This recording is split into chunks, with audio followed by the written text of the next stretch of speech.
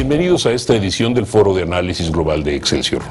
Todo tiene una segunda parte y en esta ocasión esa segunda parte corresponde al papel de las redes sociales y la sociedad civil en la imagen, en la marca de un país, sobre todo también y de alguna manera en su política exterior. Tengo otra vez el placer de contar con la presencia de Israel Seguín, subdirector del Consejo Mexicano de Asuntos Internacionales, y de José Antonio Brambila, candidato a doctorado de la Universidad de Sheffield en Inglaterra sobre comunicación social y comunicación moderna. La pregunta básicamente ya sabemos que tiene un impacto real, lo vimos en la ocasión anterior, pero ahora, siendo sociedad civil, siendo redes sociales, un concepto tan nuevo pero a la vez tan viejo, ¿cuál sería la mayor diferencia, digamos, entre el efecto de largo plazo que en alguna medida se planteaba, vamos a decir, a principios del siglo XX, mediados del siglo XX, al efecto inmediatista que ahora plantean las redes sociales y la sociedad civil gracias al Internet? Claro, muchas gracias por la invitación. Y sobre este punto en particular, la inmediatez, como tú mencionas, es un aspecto crucial para entender la nueva revolución de telecomunicaciones que tiene que ver con redes sociales, el uso de redes sociales por parte de la sociedad civil, pero también del gobierno. Entonces, inmediatez es una. Y el otro aspecto, ingrediente importante a considerar es la pluralidad de voces. Hay una cantidad mayor de actores que tienen acceso a estas redes y entonces en la esfera pública internacional encontramos que estas voces se escuchan no solamente más, sino desde diferentes puntos o lugares en el globo, y esto es un cambio drástico a lo que venía desde antes. Ahora, pero ¿se establece algún tipo de interacción? ¿Puede establecerse algún tipo de interacción? O digamos, él o las personas, él o los grupos, él o los países que estén en el centro, digamos, de esta situación, ¿tienen alguna forma de responder? Sí, naturalmente. Hay un intercambio que se hace a través, por ejemplo, de las redes sociales, hablamos de Twitter o Facebook, en donde por una parte están los actores gubernamentales que tienen estrategias para colocar o posicionar mensajes en las redes, y por otra parte tienes una respuesta, como decíamos, muy inmediata de una serie de actores de la sociedad civil que tienen un intercambio continuo, un intercambio que, como sabemos, antes no se daba. Y ese es el punto crucial que abre la puerta a una serie de debates en la diplomacia pública, en la imagen de los países, que antes no teníamos. Es decir, cuando muchos actores, más actores que antes, pueden opinar sobre estos temas y son escuchados, o creemos que no escuchados tienen un impacto en las élites, por ejemplo. Claro. Ahora, por ejemplo, Israel, por allá del 1994-95, hubo una imagen brutal, que en aquel momento fue brutal, ahorita ya está sobrepasada, cuando de repente la CNN tenía en la mitad de su pantalla una imagen del rancho aquel de los davidianos, famosos del culto davidiano, en llamas, porque en ese momento se había desarrollado un intento de asalto, valga la expresión, por parte de la FBI y de los agentes de tabacos y armas de fuego de los Estados Unidos contra este grupo que acumulaba armas y otras cosas. Y al mismo tiempo, en la otra mitad de la pantalla estaba la sala de prensa de la Casa Blanca y los reporteros demandando que el entonces portavoz de la Casa Blanca, George Stephanopoulos, les aclarase qué es lo que estaba pasando. Stephanopoulos no pudo hacerlo, entre paréntesis, nadie pudo hacerlo sino hasta horas después, pero al mismo tiempo esta suerte de demanda de información inmediata, de respuesta inmediata, ¿qué problemas atrae en este caso para un gobierno? Yo creo que lo vuelve incluso más complicado para las áreas de comunicación de los gobiernos, porque podía ser un episodio en los medios tradicionales antes, pero ahora digamos, se ha acelerado la velocidad en la que esa información fluye y obviamente en la que la población demanda una respuesta. Y esto se vuelve un reto para los gobiernos en el sentido de transmitir una comunicación coherente y única que sea entendible y tal. Lo cual también puede llevar su tiempo, porque el gobierno también necesita sistematizar lo que está sucediendo para dar una explicación. Pero yo creo que el tema es que ha habido como una mayor aceleración de esas demandas de la población. Ahora, sin embargo, con la era de Internet, la era de Twitter, la era de Facebook, la era de los correos electrónicos, hemos visto también la multiplicación de digamos decir, de herramientas que permiten enviar 5,000, 10,000 o 20,000 o 100,000 mensajes literalmente al mismo tiempo desde diversas direcciones. Y ahí no estamos creando al mismo tiempo, o no se está creando al mismo tiempo una fórmula de presión equívoca, por decirlo menos, para no decirlo de otra manera. Una de las cosas que algunos analistas han visto en México es que si bien, como decía, el tema de las redes sociales pues prácticamente inicia con el inicio de la humanidad, la era digital ofrece la posibilidad con estos medios de que haya una comunicación bidireccional. Digamos, el papel de las redes sociales es ese, que haya una retroalimentación con el público que te está siguiendo. Y lo que se ha visto hasta ahora en la política mexicana es que se ha hecho un empleo de las redes sociales más como una extensión de sus comunicados de prensa que como esa vía de interacción.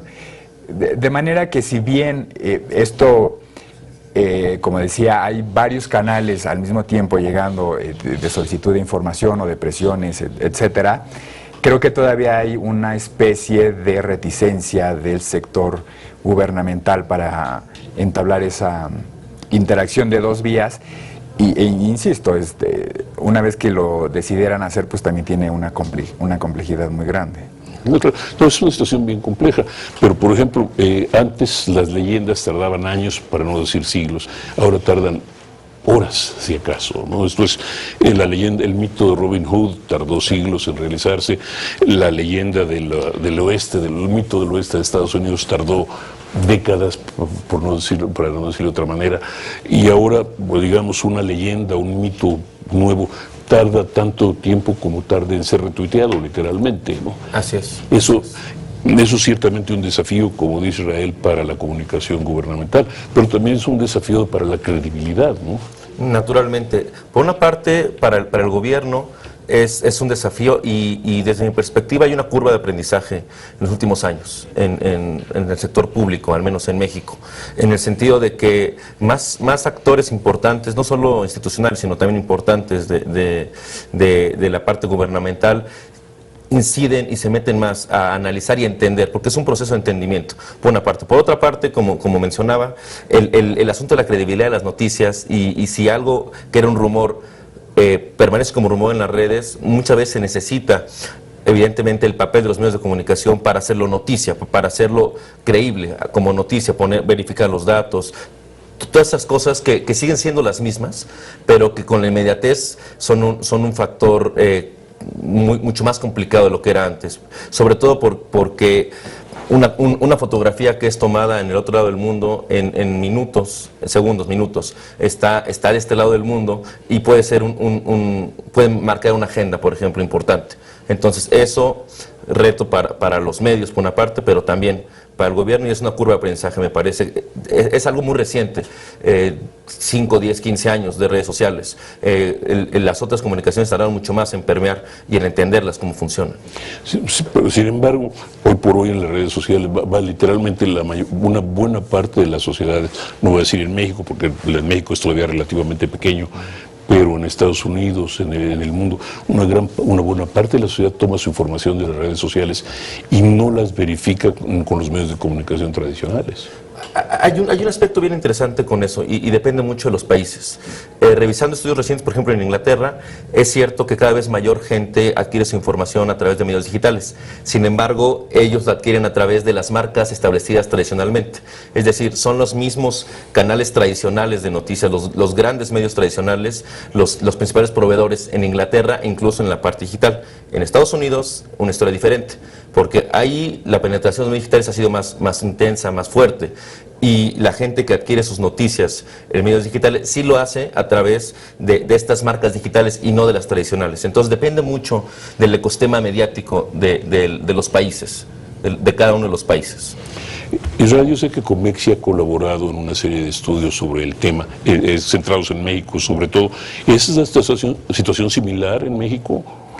Yo creo que en México hay un problema muy importante que es...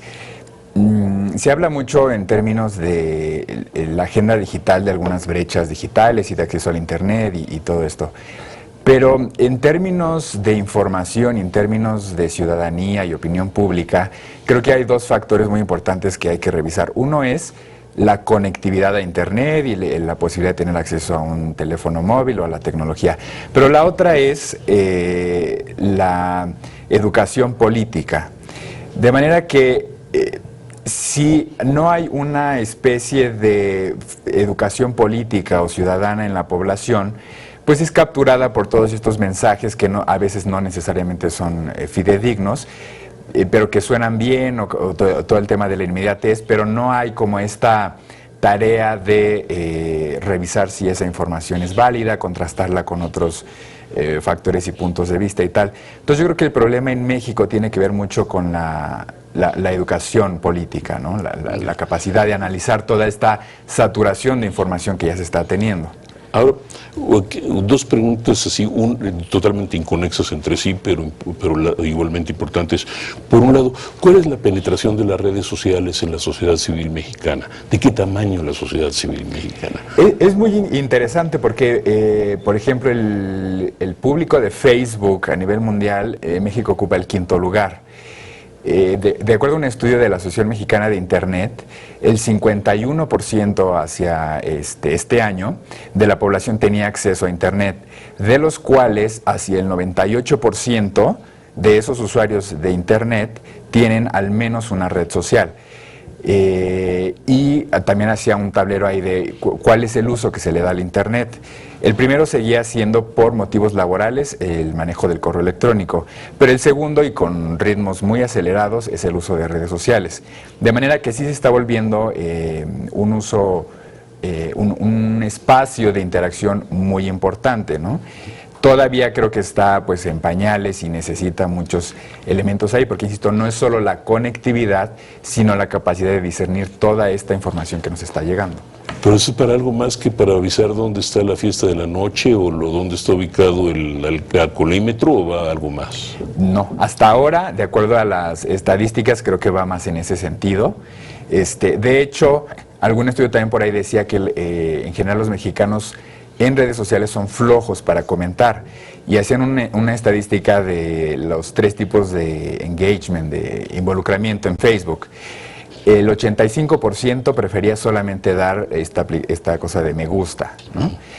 Un 15% a veces compartía algunas publicaciones que les parecían de interés, pero solo menos de un 5% de los que tenían alguna participación en Facebook se tomaba la molestia de hacer algún comentario, ¿no? Entonces, creo que ahí todavía le falta muchísimo a los usuarios de redes sociales en términos de la madurez para aprovechar el potencial enorme que ofrecen estos medios. La otra cara de la moneda, el uso de Twitter. En México estaba viendo hace algunos meses, unas semanas, perdón, algunos datos, y una de las personas con más seguidores en Twitter se llama Belinda y tenía 7,5 millones de seguidores.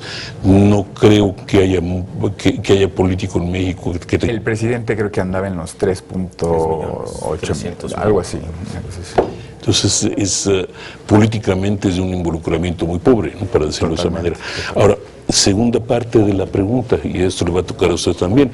Hace 20 años, 94, 95, surgen los zapatistas en México, y para muchos es la primera revolución Internet, entre comillas, ¿no? El primer movimiento insurgente Internet de la historia. Fue un movimiento insurgente con más impacto por sus cuestiones en las redes sociales que por su fuerza y por su impacto en la sociedad, aunque tuvo un gran impacto considerable en México. Me gustaría que los dos me dieran o pensaran eso un minuto, José, para ver cuál sería el equivalente ahora y cómo puede responderse. A ustedes, por favor, les ruego, estén con nosotros, quédense con nosotros, en 2 minutos más reanudaremos el programa. Te invitamos a seguir cuestionando la información con los siguientes videos.